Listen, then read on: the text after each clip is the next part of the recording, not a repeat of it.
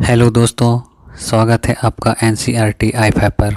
अगर आपका सपना है सरकारी नौकरी में सिलेक्शन पाने का, तो याद रखिए सफलता का रास्ता NCERT से ही होकर गुजरता है। अगर आपको अपने सपनों को पूरा करना है तो बदलते एग्ज़ाम पैटर्न को देखते हुए आपके सपनों को सच करने का एकमात्र रास्ता NCERT है। इस चैनल के माध्यम से हम NCERT के क्लास 6 से लेकर क्लास 12 तक सारे सब्जेक्ट का chapter wise previous year question करा रहे हैं। और सबसे महत्वपूर्ण बात, इस क्लास में हम NCERT के नए और पुराने एडिशन का जितने भी एग्ज़ाम हुए हैं अभी तक सब में पूछे गए प्रश्नों का PYQ करवा रहे हैं। तो आज की क्लास में हम क्लास 6 साइंस चैप्टर 1 भोजन के घटक, भोजन कहाँ से आते हैं और न्यू सिलेबस विज्ञान की अद्भुत दुनिया का PYQ करा रहे हैं। तो चलिए बिना देर किए हुए शुरू करते हैं। क्वेश्चन 1 की तरफ। क्वेश्चन एक क्या बोल रहा है? क्वेश्चन 1 बोल रहा है वैज्ञानिक पद्धति के अंतर्गत किसी समस्या को समझने का सबसे पहला चरण क्या होता है? क्या बोल रहा है? वैज्ञानिक पद्धति के अंतर्गत किसी समस्या को समझने का सबसे पहला चरण क्या होता है? ऑप्शन ए परिकल्पना का निर्माण, ऑप्शन बी प्रयोग करना, ऑप्शन सी सावधानीपूर्वक अवलोकन करना, ऑप्शन डी उपर्युक्त में से एक से अधिक, ऑप्शन ई उपर्युक्त में से कोई नहीं। तो इसका सही आंसर हो जाएगा ऑप्शन नंबर सी, यानी सावधानीपूर्वक अवलोकन करना। Question number 2। क्वेश्चन नंबर 2 क्या बोल रहा है? क्वेश्चन नंबर 2 बोल रहा है जब कोई वैज्ञानिक किसी घटना के पीछे का कारण जानने के लिए एक संभावित या अंतिम अनुमान लगाता है तो उसे क्या कहा जाता है? क्या बोल रहा है? जब कोई वैज्ञानिक किसी घटना के पीछे के कारण जानने के लिए एक संभावित या अंतिम अनुमान लगाता है तो उसे क्या कहा जाता है?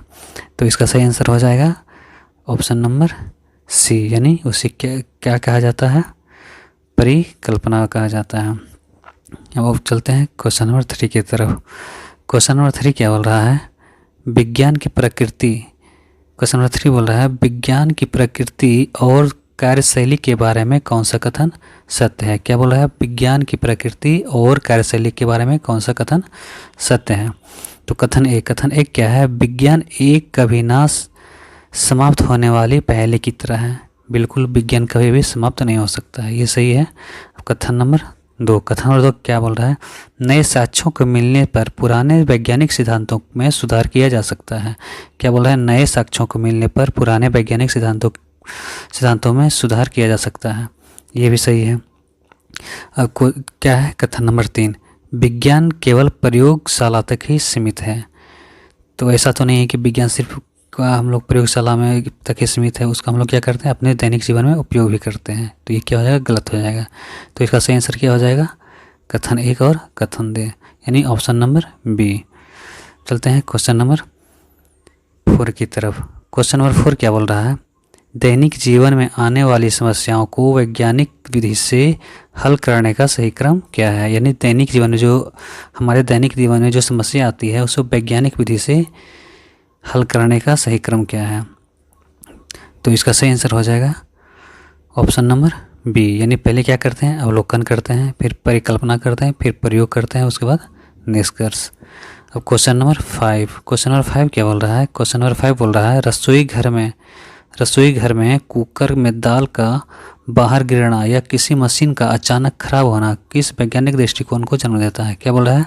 रसोई घर में कुकर के दाल का बाहर गिरना या किसी मशीन का अचानक खराब होना किस वैज्ञानिक दृष्टिकोण को जन्म देता है? तो ये इसका सही आंसर क्या हो जाएगा? ऑप्शन नंबर सी, यानी जिज्ञासा और कारण की खोज। अब चलते हैं क्वेश्चन नंबर 6 की तरफ। क्वेश्चन नंबर 6 क्या बोल रहा है? वायु में उपस्थित जलवाष्प। क्या बोल रहा है? वायु में उपस्थित जलवाष्प का ठंडी सतह के संपर्क में आकर पानी की बूंद में बदल जाना क्या कहलाता है? क्या बोल रहा है? वायु में उपस्थित जलवाष्प का ठंडी सतह के संपर्क में आकर पानी की बूंद में बदल जाना क्या कहलाता है? तो इसे हम क्या कहते हैं? इसे हम संघनन कहते हैं। इसे क्या कहते हैं? संघनन कहते हैं। तो इसका सही आंसर क्या हो जाएगा? Option B. अब चलते हैं क्वेश्चन नंबर 7 की तरफ। क्वेश्चन नंबर 7 क्या बोल रहा है? क्वेश्चन नंबर 7 है पृथ्वी पर दिन रात का होना तथा ऋतुओं में परिवर्तन होना क्रमशः किन घटनाओं के कारण होता है? क्या बोल रहा है? पृथ्वी पर दिन रात का होना और ऋतुओं में परिवर्तन होना क्रमशः किस घटना के कारण होता है?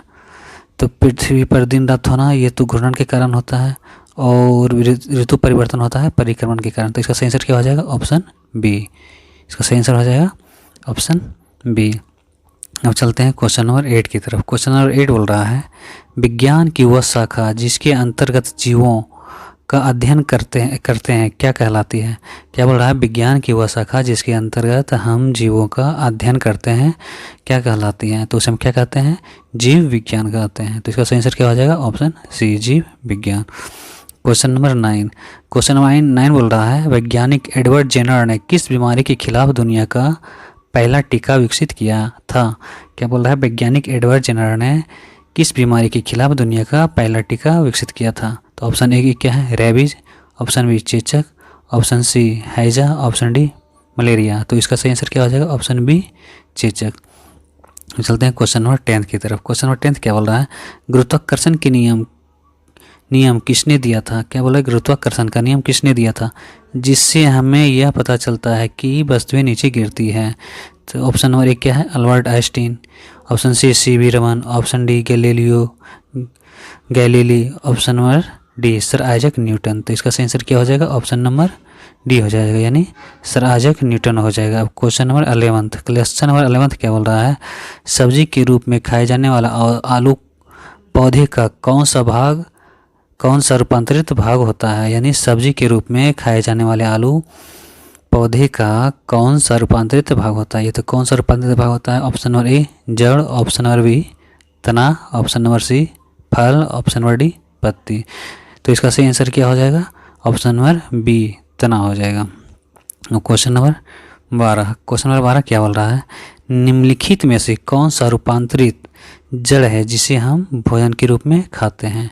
निम्नलिखित में से कौन सा रूपांतरित जड़ है जिसे हम भोजन के रूप में खाते हैं?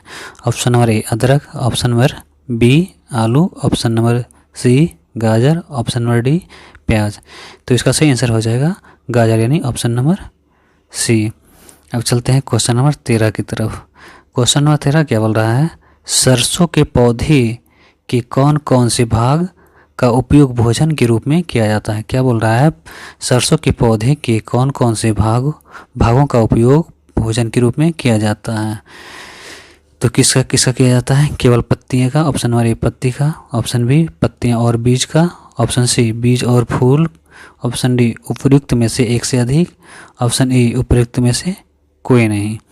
तो इसका सही आंसर क्या हो जाएगा? ऑप्शन नंबर बी, यानी पत्तियां और बीज। यानी हम लोग जो है सरसों के पौधे का अपने दैनिक जीवन में यानी पत्ती और बीज का सरसों का पत्ते और बीज का उपयोग करते हैं। पत्ती से साग बनाते हैं और बीज से सरसों का तेल हमें प्राप्त होता है। अब चलते हैं क्वेश्चन नंबर 14 की तरफ। क्वेश्चन नंबर 14 क्या बोल रहा है?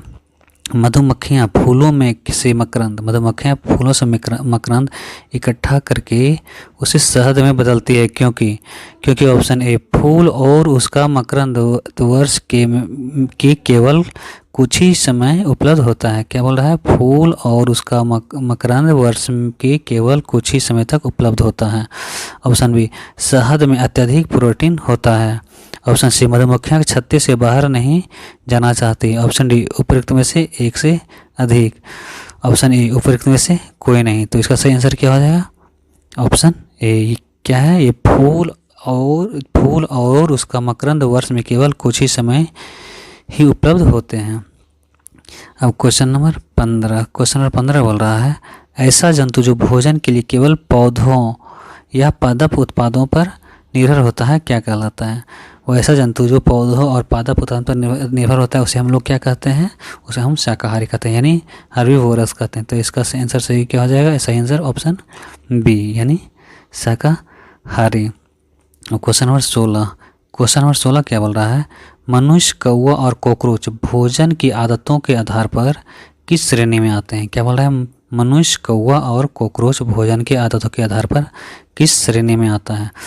ऑप्शन ए शाकाहारी, ऑप्शन बी मांसाहारी, ऑप्शन सी सर्वाहारी, ऑप्शन डी यानी अपघटक।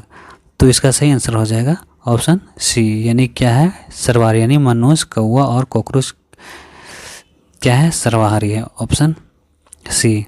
चलते हैं क्वेश्चन नंबर 17 की तरफ। क्वेश्चन नंबर 17 बोल रहा है मूंग या चने के बीजों को पानी में भिगोकर रखने पर जो सफ़ेद धागे जैसा संरचना निकलती है क्या कहलाती है। यानी मूंग और चने के बीज को पानी से भिगोकर रखने पर जो सफ़ेद धागे जैसी संरचना निकलती है उसे क्या कहते हैं, उसे हम लोग क्या कहते हैं, उसे हम लोग अंकुर कहते हैं। तो इसका सही आंसर क्या हो जाएगा, option B Ankur. Question number 18। Question number 18 क्या बोल रहा है दूध, दही, घी, पनीर और अंडा भोजन किस स्रोत के अंतर्गत आते हैं। मतलब दूध, दही, भोजन, पनीर, अंडा हम लोग को किससे प्राप्त होता है, हम लोग को किससे प्राप्त होता है, ये जंतु से प्राप्त होता है। तो इसका सही आंसर क्या हो जाएगा, ऑप्शन बी, यानी जंतु उत्पाद। ये सारे क्या है, जंतु उत्पाद यानी एनिमल प्रोडक्ट हैं। Question number 19। क्वेश्चन नंबर 19 क्या बोल रहा है गिद्ध, चील और सियार जैसे जंतु जो मरे हुए जीवों को खाकर पर्यावरण को साफ रखते हैं क्या कहलाते हैं। यानी गिद्ध, जीव और सियार जैसे जंतु जो मरे हुए जीवों को खाकर पर्यावरण को साफ रखते हैं उसे क्या कहते हैं। ऑप्शन ए शाकाहारी बोलते हैं, उत्पादक बोलते हैं, ऑप्शन डी अपमार्जक बोलते हैं, अपमार्जक और अस्केवेंजर बोलते हैं, ऑप्शन डी परजीवी बोलते हैं। तो इसका सही आंसर क्या हो जाएगा, 19 का ऑप्शन सी हो जाएगा, यानी अपमार्जक बोलते हैं। Question number 20। क्वेश्चन नंबर 20 क्या बोल रहा है पौधे अपना भोजन सूर्य के प्रकाश की उपस्थिति में स्वयं बनाते हैं इसलिए उन्हें क्या कहा जाता है। यानी क्या बोला है पौधे अपना भोजन सूर्य के प्रकाश की उपस्थिति में स्वयं बनाते हैं उसे क्या कहा जाता है। यानी जो अपना जो है क्या बोलता है भोजन स्वयं बनाता है उसे हम क्या बोलते हैं। ऑप्शन ए स्वपोषी या उत्पादक, यानी ऑप्शन बी परपोषी, ऑप्शन सी मृतजीवी, ऑप्शन सी सर्वहारी, उसे हम क्या बोलते हैं स्वपोषी बोलते हैं। जो खुद से अपना भोजन बनाता है उसे हम क्या बोलते हैं स्वपोषी यानी उत्पादक बोलते हैं। तो इसका सही आंसर क्या हो जाएगा, ऑप्शन ए।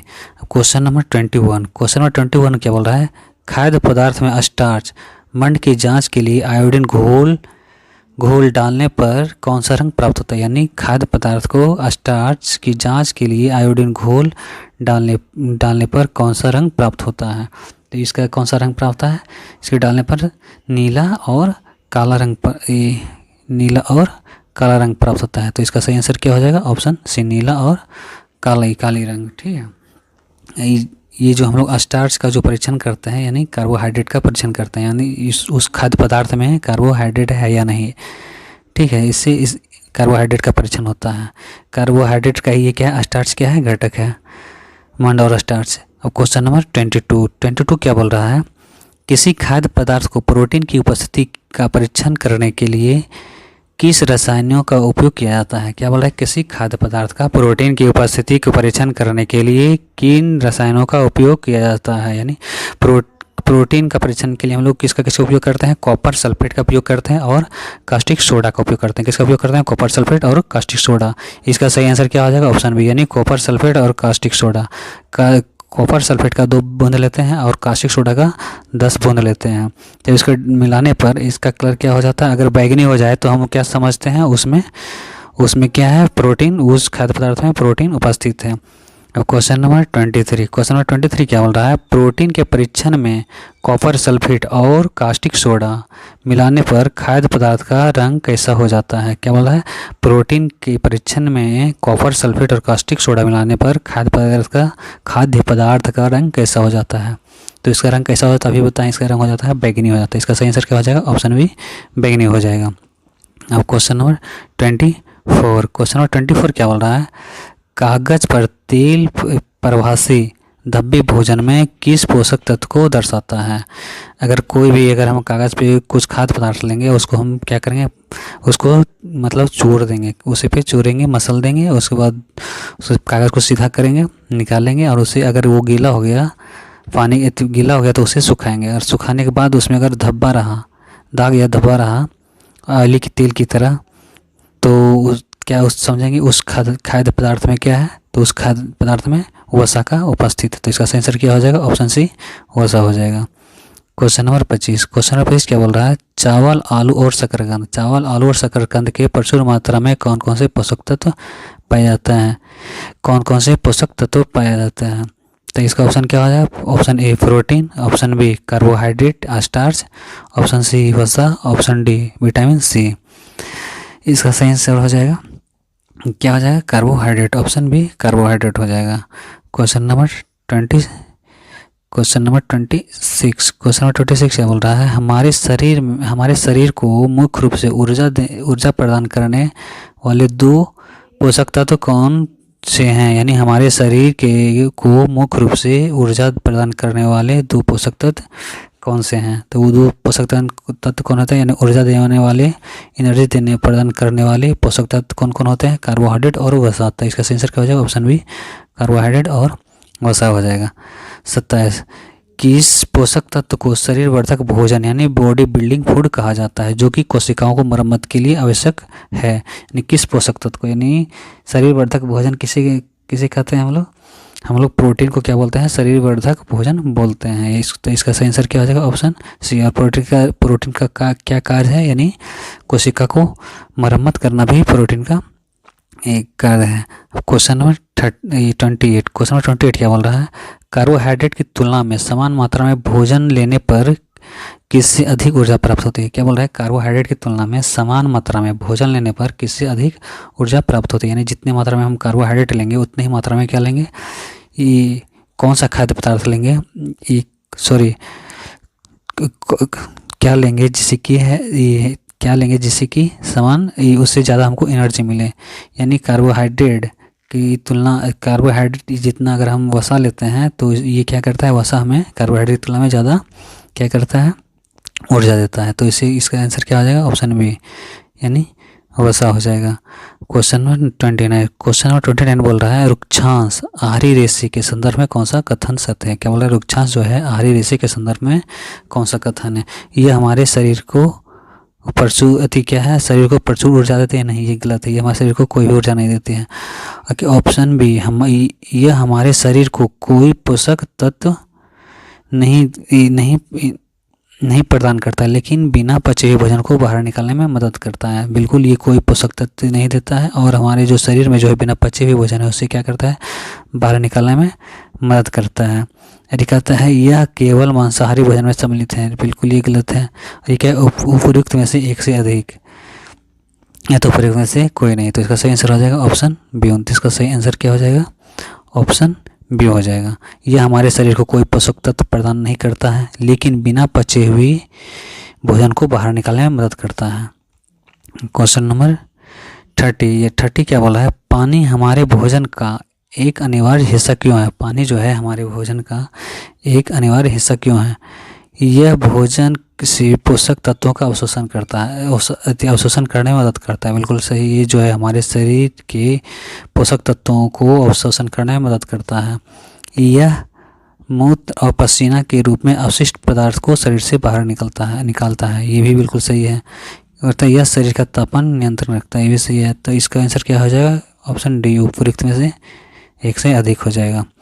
अब क्वेश्चन नंबर 31 क्या है? विटामिन सी की कमी से कौन कौन से रोग होते हैं जिसके कारण मसूड़े से खून आने लगता है? यानी विटामिन सी की कमी के कारण कौन सा रोग होता है? विटामिन सी की कमी के कारण स्कर्वी रोग होता है। बेरी B1 के कारण से होता है विटामिन रिकेटस डी के कमी से, और रतौंधी विटामिन ए की कमी के कारण होता है। क्वेश्चन नंबर 32 बोल रहा है बच्चों में होने वाला क्वाशियोरकर क्या है? बच्चों में होने वाला क्वाशियोरकर और मरामस रोग किस कमी से होता है? तो किस कमी से होता है?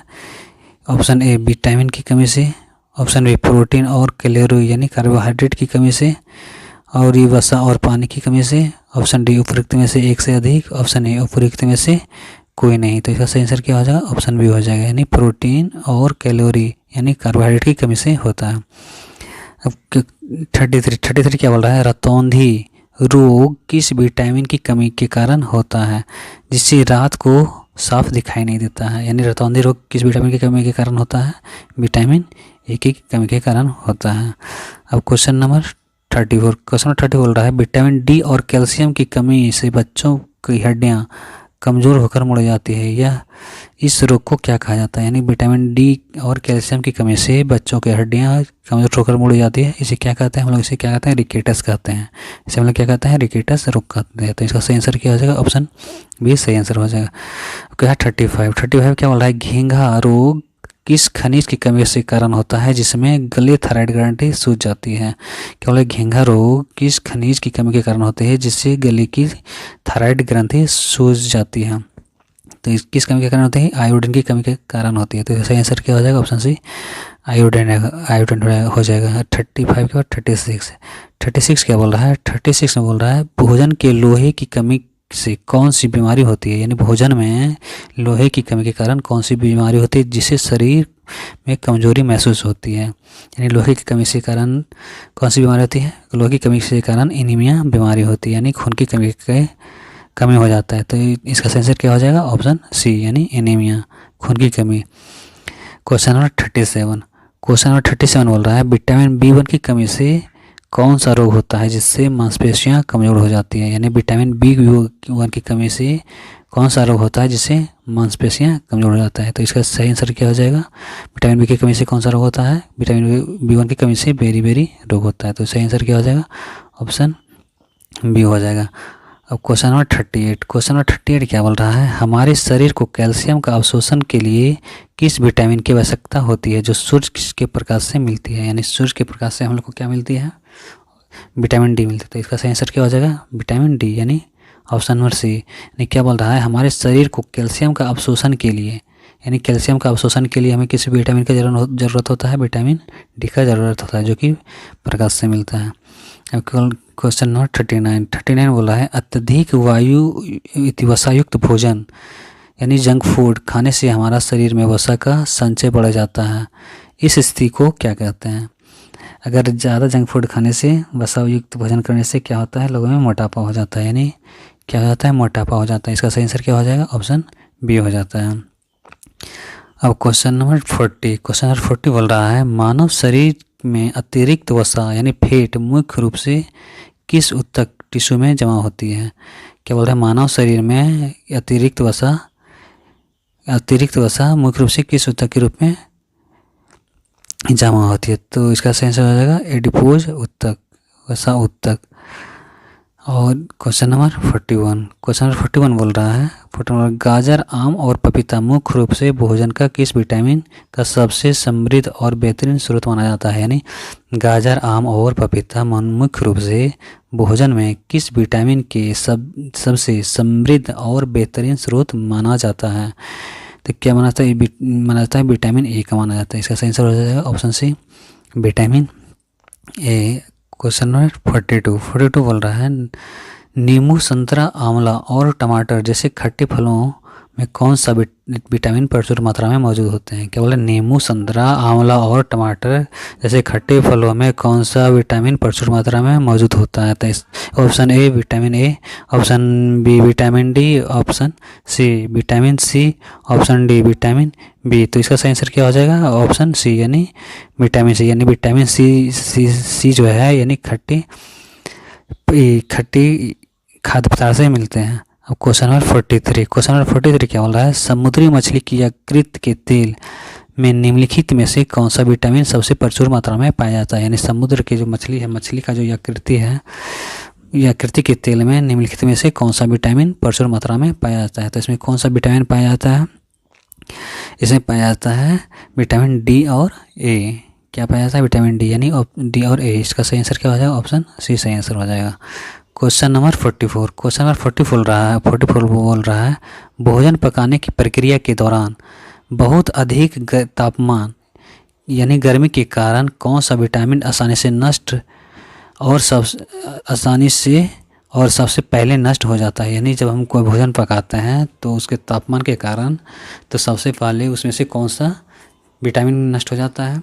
तो उसमें सबसे पहले विटामिन सी नष्ट हो जाता है। यानी इसका विटामिन सी नष्ट हो जाता है। तो इसका सही आंसर क्या हो जाएगा? ऑप्शन डी यानी विटामिन सी। अब क्वेश्चन नंबर 45 क्या बोल रहा है?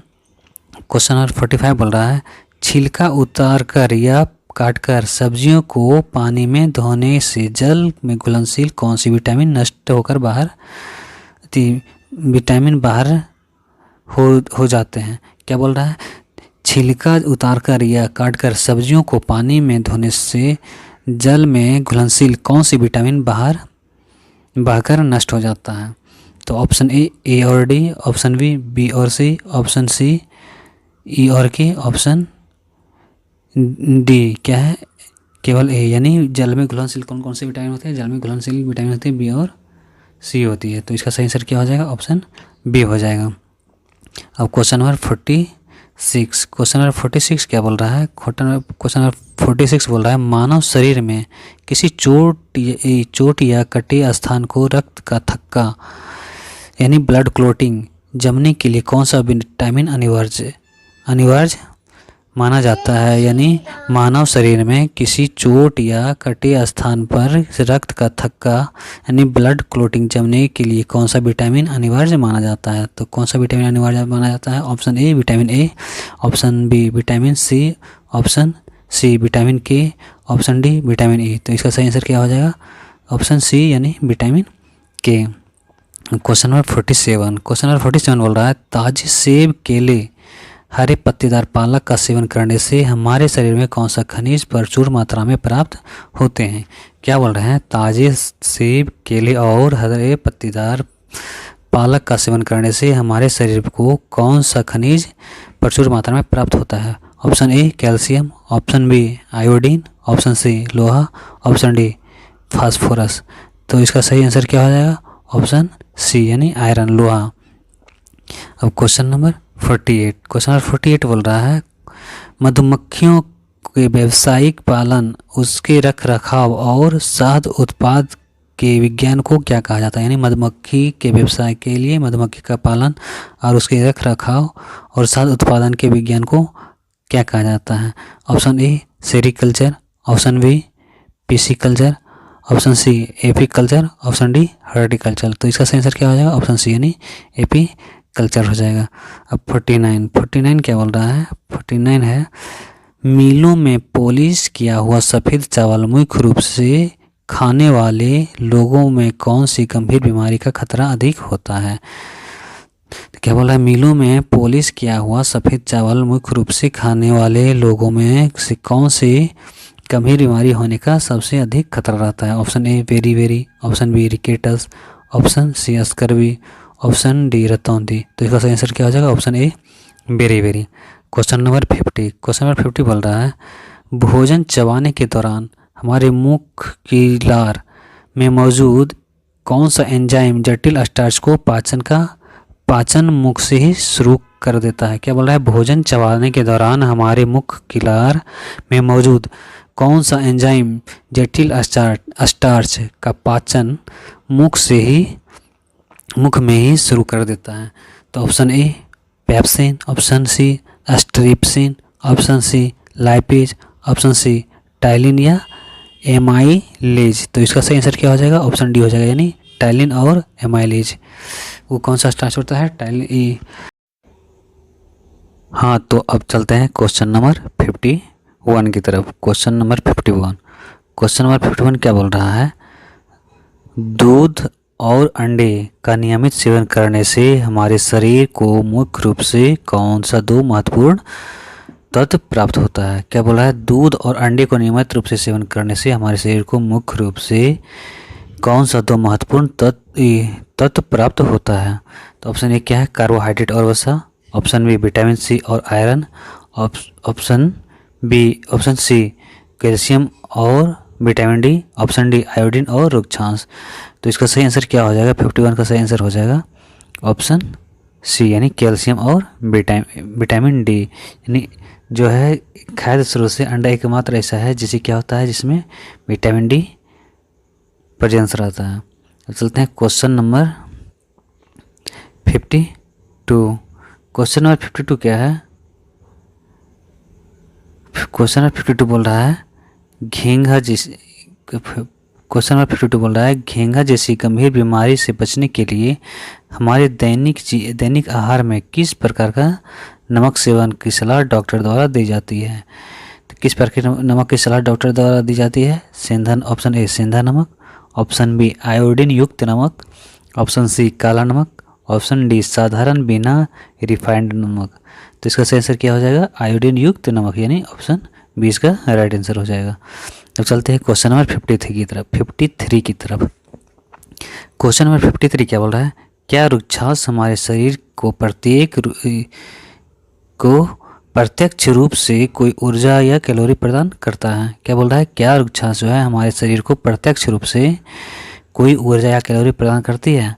ये तो हम पीछे भी बता चुके हैं कि रुक्षांश जो है ना कोई कैलोरी ना कोई ऊर्जा, ये क्या करती है? हमारे शरीर को प्रत्यक्ष रूप से प्रदान करती है। तो इसका सही जवाब क्या होगा? नहीं, यह कोई पोषक तत्व या ऊर्जा नहीं देता है। ऑप्शन नंबर बी इसका सही आंसर। चलते हैं क्वेश्चन नंबर 54 बोल रहा है। क्वेश्चन नंबर 54 बोल रहा है, जल में पूरी तरह से घुलनशील विटामिनों का सही समूह निम्नलिखित में से कौन सा है? तो जल में घुलनशील विटामिन कौन सा होता है? विटामिन बी और सी।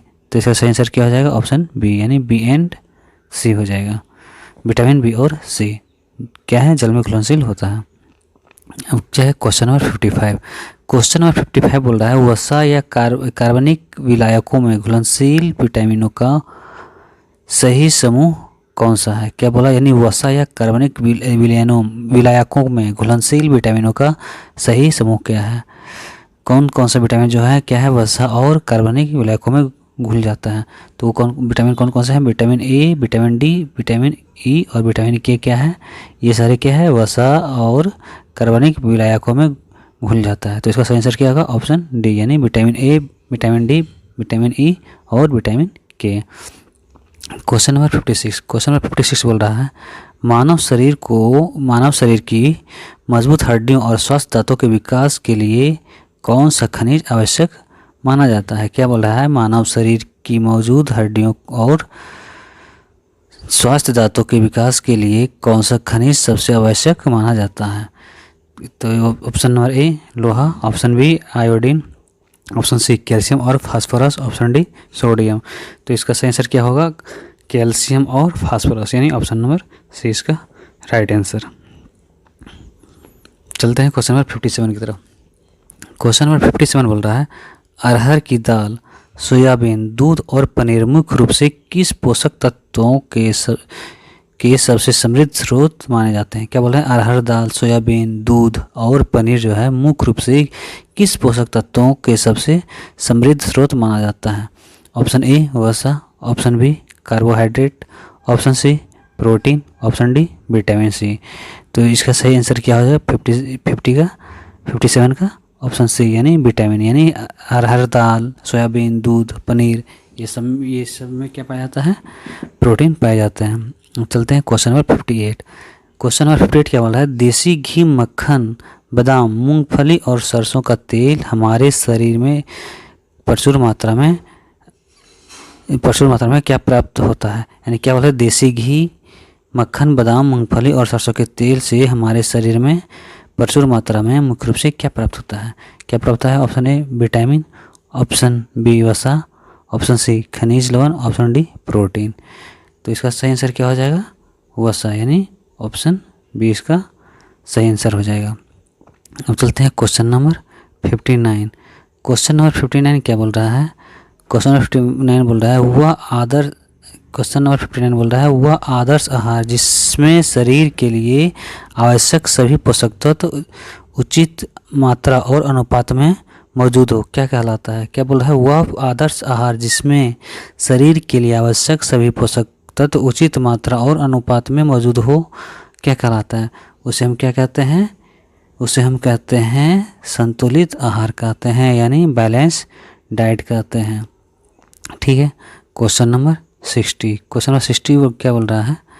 क्वेश्चन नंबर 60 बोल रहा है, गेहूँ, मक्का, बाजरा और गन्ने का रस का मुख्य रूप से सेवन करने से हमारे शरीर को क्या मिलता है? यानी गेहूँ, मक्का, बाजरा और गन्ने का रस का सेवन करने से हमारे शरीर को क्या मिलता है? इससे हमारे शरीर को कार्बोहाइड्रेट मिलता है। ऑप्शन नंबर सी इसका सही आंसर क्या हो जाएगा? ऑप्शन नंबर सी कार्बोहाइड्रेट होगा।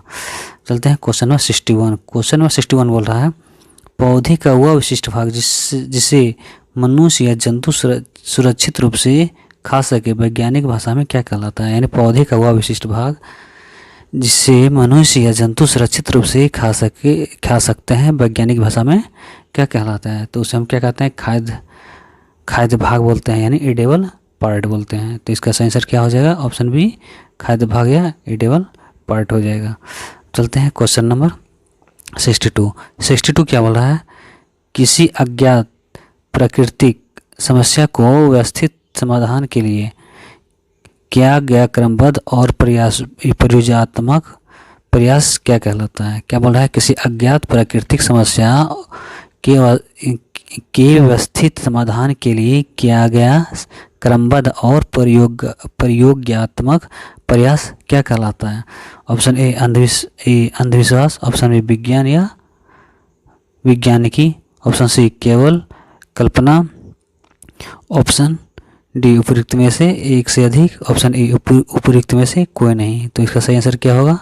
ऐसे होगा विज्ञान और वैज्ञानिक विधि। Option number B is the right answer. चलते हैं क्वेश्चन नंबर 63 की तरफ।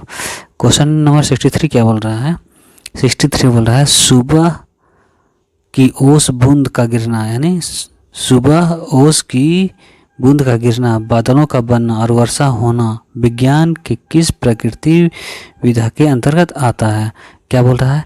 सुबह ओस की बूंद का गिरना, बादल का बनना, वर्षा होना विज्ञान की किस प्राकृतिक विधा के अंतर्गत आता है? तो ये किस प्रकृति विधा के अंतर्गत आता है? प्रकृति का ये क्या है? जल चक्र है, यानी वाटर साइकिल है। इसका सही आंसर क्या आ जाएगा? Option C is the right answer, यानी प्राकृतिक जल चक्र यानी वाटर साइकिल। 64 का क्वेश्चन क्या बोल रहा है?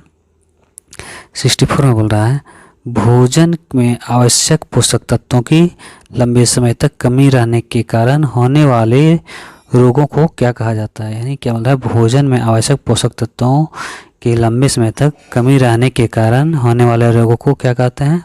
होने वाले रोगों को कहते हैं अभावजन्य रोग, यानी डिफेंसिव डिजीज कहते हैं। तो इसका सही आंसर क्या हो जाएगा? Option B is the right answer, यानी अभावजन्य रोग हो जाएगा। अब कहता है 65 क्या बोल रहा है? 65 क्वेश्चन बोल रहा है निम्नलिखित में से किस विटामिन की कमी से हमारे शरीर के घाव को भरने में अधिक समय लगता है? किस विटामिन को कमी के कारण हमारे शरीर में जो घाव है उसको भरने में क्या लगता है? बहुत अधिक समय लगता है। तो वो किस विटामिन की कमी के कारण होता है? घाव को भरने में ज़्यादा समय लगता है, तो विटामिन सी की कमी के कारण। तो इसका सही आंसर क्या हो जाएगा? विटामिन सी, यानी सी इज़ द राइट आंसर। 65 का हो गया। और चलते हैं 66 क्या बोल रहा है? बीज के अंकुरण के दौरान अनाज में किस विटामिन की मात्रा अचानक अत्यधिक वृद्धि हो जाती है? क्या बोल रहा है? बीज के अंकुरण, जब बीज अंकुरता है तो उसके दौरान अनाज में किस विटामिन की मात्रा में अचानक क्या होती है? अत्यधिक वृद्धि हो जाती है। तो इसका आंसर क्या हो जाएगा? 66 का आंसर हो जाएगा विटामिन सी और विटामिन बी कम्प्लेक्स, यानी विटामिन बी को क्या बोलते हैं? विटामिन बी कम्प्लेक्स बोलते हैं।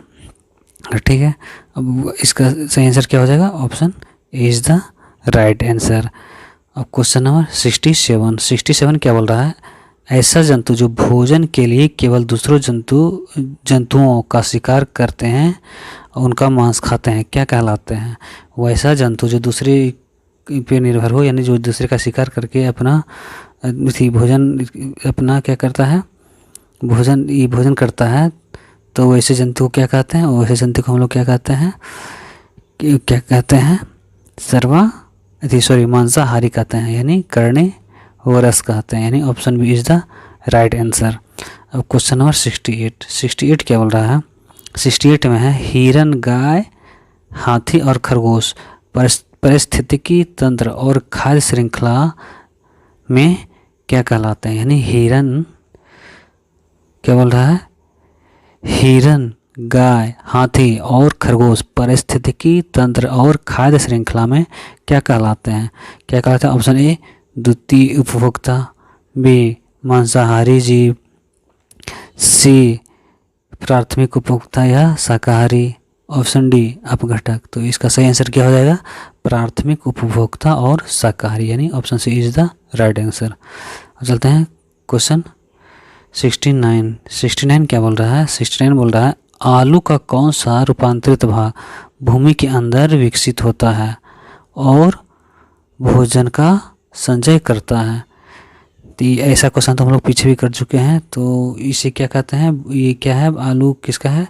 किसका रूपांतरण है? तना, यानी इसका आंसर क्या हो जाएगा? भूमिगत तना, यानी option B is the right answer. अब क्वेश्चन नंबर क्या है? 70 क्या बोल रहा है? मूली, गाजर, शलजम और चुकंदर पौधे के किस भाग का सबसे उत्तम उदाहरण है? मूली, गाजर, शलजम और चुकंदर ये सारे जो हैं क्या पौधे के किस भाग का सबसे उत्तम उदाहरण है? तो इसका सही आंसर क्या हो जाएगा? ऑप्शन ए भूमिगत तना बोलते हैं, मूसला जड़ बोलते हैं, ऑप्शन सी शलकंद बोलते हैं, ऑप्शन डी रूपांतरित फल बोलते हैं। यानी मूली, गाजर, शलजम और चुकंदर को हम लोग क्या बोलते हैं? मूसला जड़ यानी रूट बोलते हैं। ठीक है, इसका आंसर क्या हो जाएगा? B is the right answer. Question number 71 क्या बोल रहा है? क्वेश्चन नंबर 71 बोल रहा है अदरक, हल्दी और जमीकंद यानी सूरज पौधे का कौन सा रूपांतरित भाग माने जाते हैं? यानी अदरक, हल्दी और जमीकंद यानी सूरन, क्या बोल रहा है? जमीकंद, सूरन पौधे का कौन सा रूपांतरित भाग माने जाते हैं? कौन सा रूपांतरित भाग माने जाते हैं? यानी उसे क्या कहते हैं? परकंद रूपांतरित तना बोलते हैं। क्या बोलते हैं? परकंद या रूपांतरित तना बोलते हैं। Option B is the right answer. Question number 72 क्या बोल रहा है?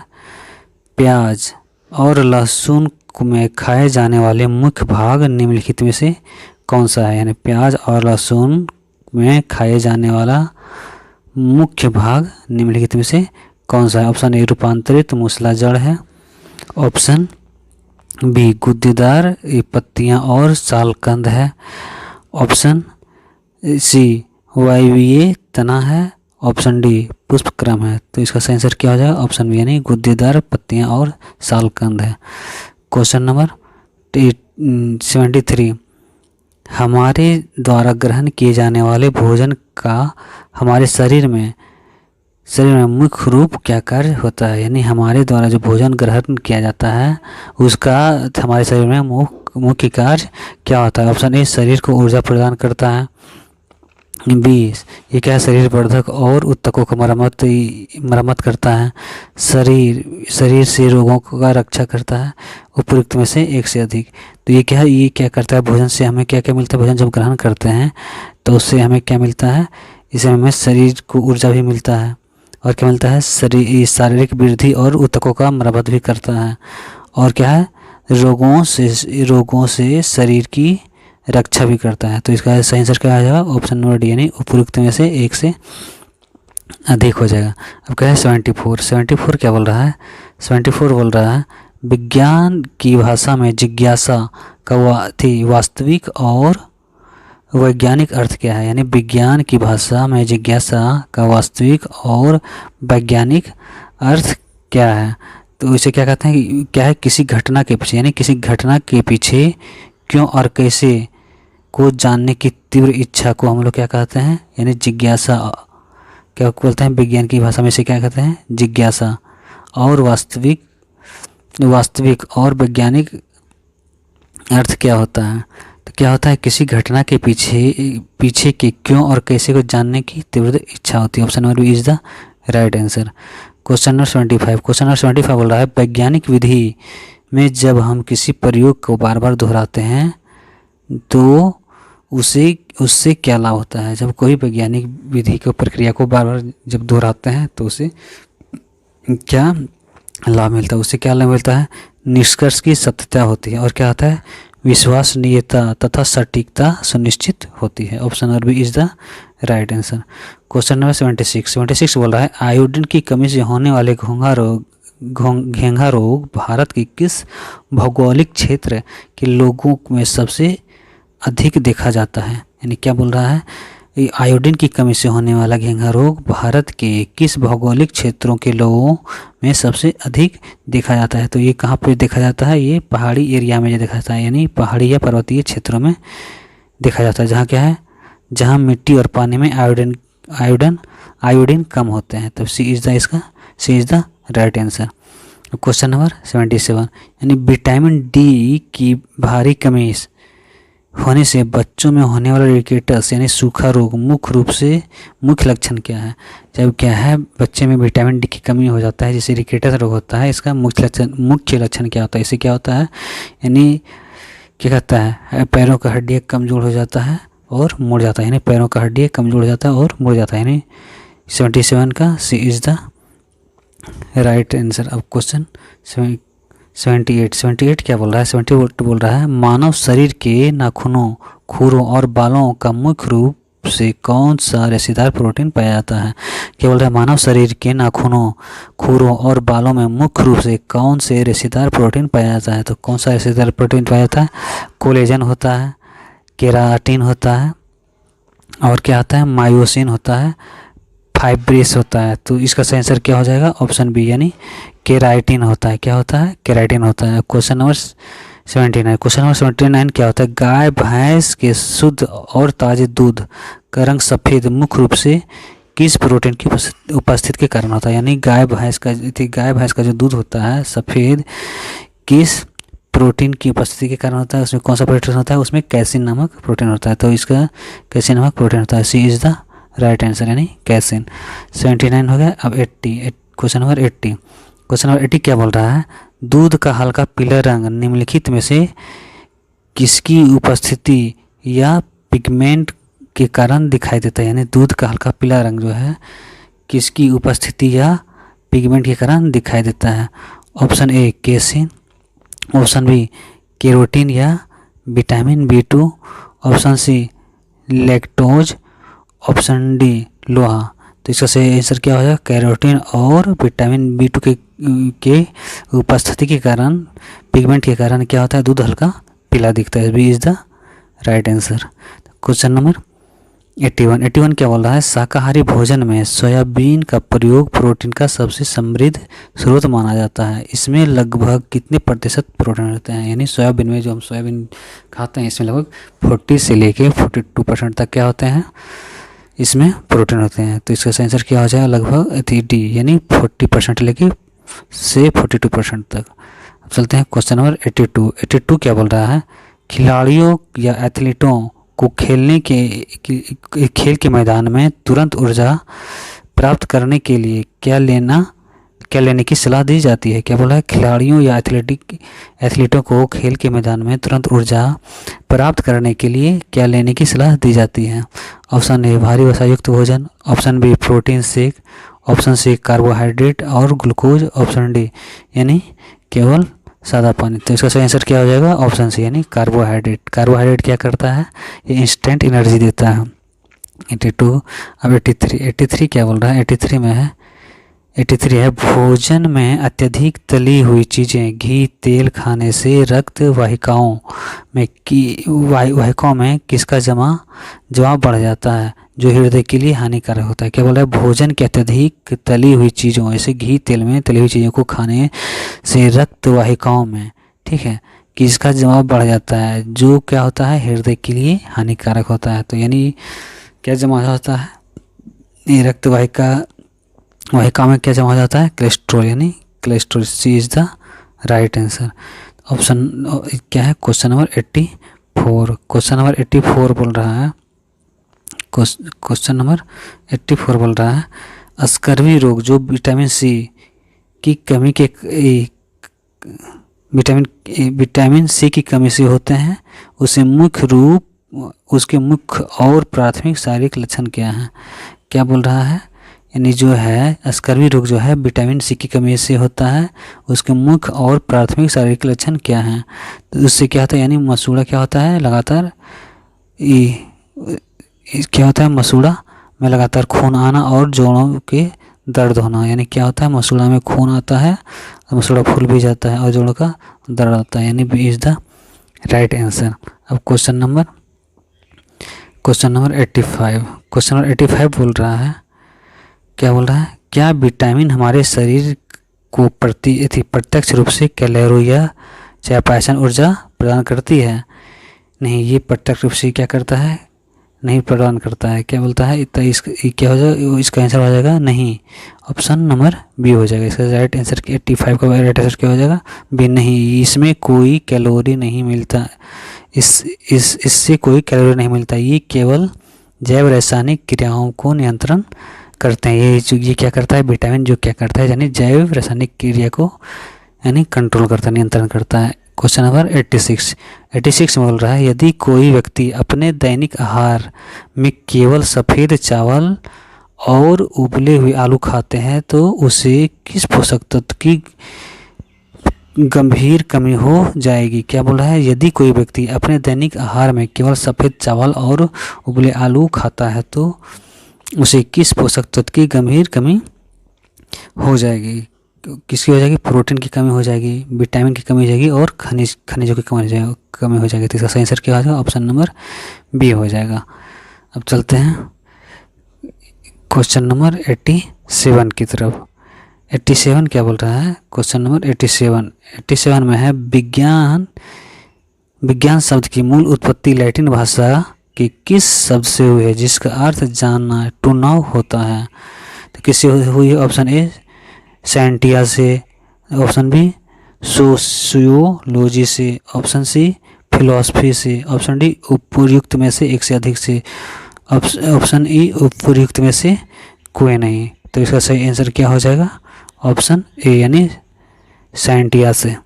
क्वेश्चन नंबर 88 क्या बोल रहा है, वैज्ञानिक परिकल्पना को विज्ञान जगत में अंतिम रूप से मान्य या सही साबित करने के लिए क्या आवश्यक है? क्या बोल रहा है, वैज्ञानिक परिकल्पना को विज्ञान जगत में अंतिम रूप से मान्य या सही साबित करने के लिए क्या आवश्यक है? ऑप्शन ए केवल समाज की सहमति, ऑप्शन बी प्रयोगात्मक साक्ष्य और बार परीक्षण, ऑप्शन सी प्राचीन ग्रंथों का संदर्भ, ऑप्शन डी उपयुक्त में से एक से अधिक, ऑप्शन ए उपयुक्त में से कोई नहीं। तो इसका सही आंसर क्या हो जाएगा, ऑप्शन बी यानी क्या है, प्रयोगात्मक साक्ष्य और बार परीक्षण। क्वेश्चन नंबर 89 क्या बोल रहा है, प्रकाश संश्लेषण की क्रिया के लिए हरे पौधों को सूर्य के प्रकाश, क्या बोल रहा है, पौधों को सूर्य के प्रकाश के अलावा किन घटकों की आवश्यकता होती है?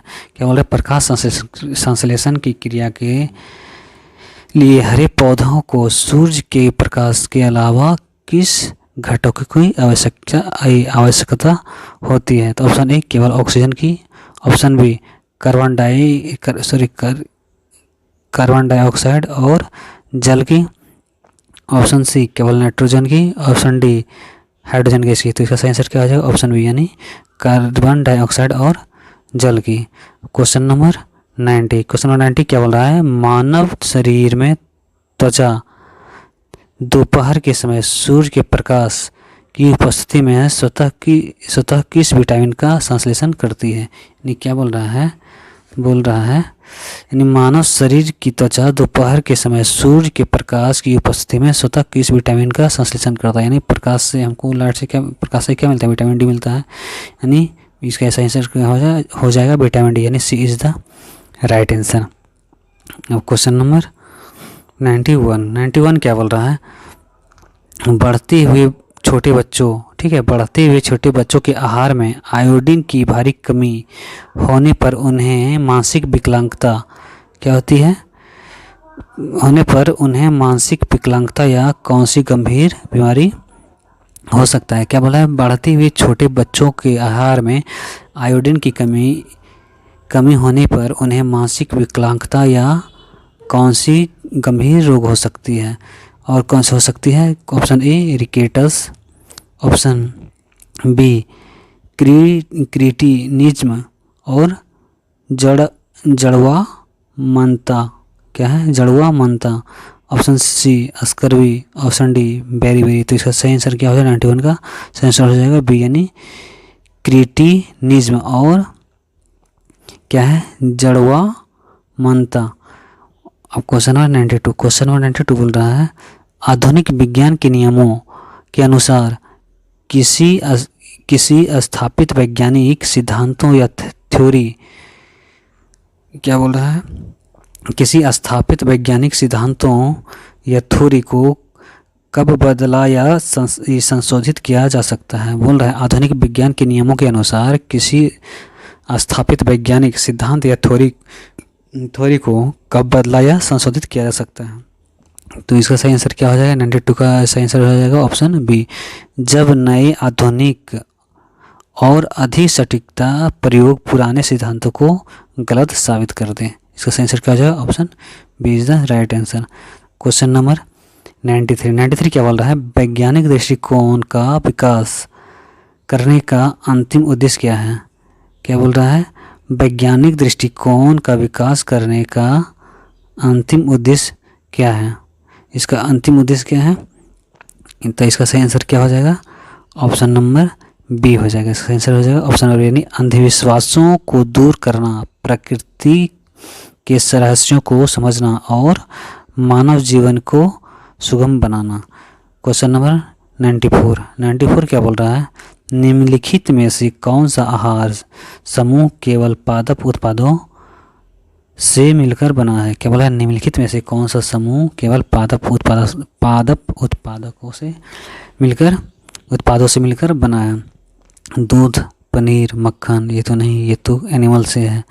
और क्या है दालें, सब्जियां, फल, अनाज, ये हो सकता है, ये है क्या अंडा, मांस, मछली, ये भी एनिमल से है। उपयुक्त में से एक से अधिक नहीं, अति उपयुक्त में से कोई नहीं। तो इसका सही आंसर क्या आ जाएगा, ऑप्शन नंबर बी हो जाएगा, यानी दालें, सब्जियां, फल और अनाज। क्वेश्चन नंबर 95, क्वेश्चन 95 क्या बोल रहा है, क्वेश्चन 95 बोल रहा है किसी खाद्य पदार्थ में प्रोटीन की उपस्थिति का परीक्षण करने के लिए किन रसायनों के घोलों का उपयोग किया जाता है। क्या बोल रहा है किसी खाद्य पदार्थ में प्रोटीन की उपस्थिति का परीक्षण करने के लिए किन रसायनों के घोलों का प्रयोग किया जाता है। तो इसका सही आंसर क्या हो जाएगा, ऑप्शन नंबर यानी कॉपर सल्फेट और कास्टिक सोडा। ये तो हम ये क्वेश्चन तो हम पीछे भी कर चुके हैं, हम लोग पीछे भी कर चुके हैं। और क्वेश्चन नंबर 96 क्या है ऐसा जंतु जो पौधे और मांस यानी दोनों को खाते हैं उन्हें क्या कहा जाता है। ऐसे जंतु जो पौधे और मांस को खाते हैं उसे क्या कहते हैं, उसे हम कहते हैं ओमनिवोरस यानी सर्वाहारी। जो सब कुछ खाता है उसे हम क्या कहते हैं, सर्वाहारी। जो मांस और पेड़ पौधे खाते हैं तो उसे हम क्या कहते हैं, सर्वाहारी कहते हैं। तो आज का वीडियो यहीं तक है। अब मिलते हैं अगले क्लास में नए अध्याय को लेकर।